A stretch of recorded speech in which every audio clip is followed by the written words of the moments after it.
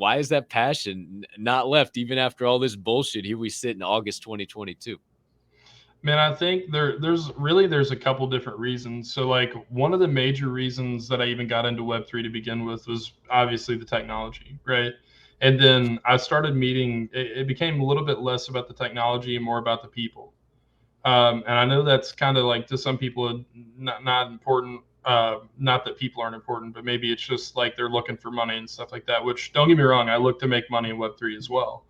But the people really in this space are so diverse, and there's so many genuine people that would literally like I've heard of people loaning people ETH that they never even met, or like tossing an NFT to somebody just because they were cool, whatever it is, or they want them to join into a group with them, or whatever it is. But it really was the camaraderie with crypto bats, like the guys I met in there, Ragnar, Eternal Zombie, Vindication, and people like that. Just people that I really bonded with so quickly, and I've been friends with for now 6, 7, 8 months. Wow, it's crazy. 8 months, almost a year, man. That's nuts.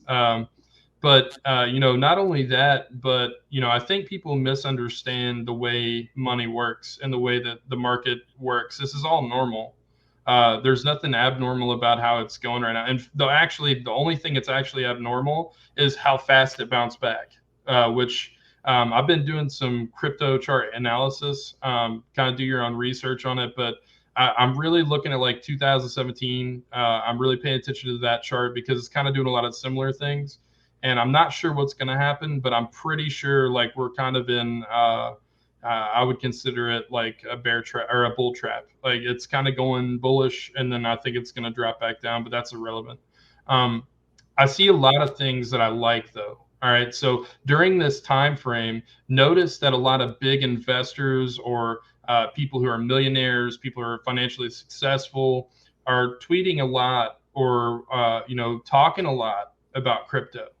Something interesting I saw Kevin O'Leary or Mr. whatever his name, Mr. I don't know, the guy from Shark Tank, Yeah, Mr. Mr. Nice Wonderful, Guy or or Mr. yeah, what Wonderful. Yeah. Mr. Wonderful, yeah. So Mr. Wonderful just tweeted, I believe it was yesterday, about he said, we have the brightest men and women in the world that say, screw everything else, I want to work in crypto.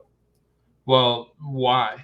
Right? Why are there so many intellects moving into crypto and away from other things? And I think the real reason is because it's a new found technology that we can push the boundaries of, and the boundaries are only defined by the intelligence we have inside the community, right? Inside this vast sea of people that's in the space. Much like you were saying, gaming and other things like that are going to be the reason that 10 million people come in. Well, that's true. And I agree with that. And I think gaming could be a huge industry in NFTs, especially because it allows now the game creator to make more money than they would off of just selling a single game, because now they're selling packs. Like we've seen Undead Blocks, they sold theirs for, I think it was up to an ETH, right? Which at the time was $3,400 or something. So they're charging that much for a game. However, you can earn and then sell and all these other things that are so. What's really kind of kept me going is honestly my projection, the people, and really the unknowing. That's something that I love, a good mystery, man, and I love trying to figure out where it's going and try to kind of intersect it in different ways. And I think I'm going to be honest with you, man. I don't want to bring this back to anything, but I think projects like Respected Rhinos that are trying to build. Here's the thing: if you're trying to build a business instead of a project, I think you realistically are going to be around for a long time. I think if you're not building a business off of your project in some way, shape, or form, whether it's a brand or a clothing line or something like a game or some type of tool or just a business, I don't think it's going to be here for the long term. That's why I like Respected Rhinos. They're allowing you to build a business, right? They're building a brand of people that are going to teach you how to build businesses. Or Ether Brews, they're building a brand, right? So they're putting this out there in the real world, and they've actually got a couple locations already where you can walk in and say, yo, I got an Ether Brew, hook me up.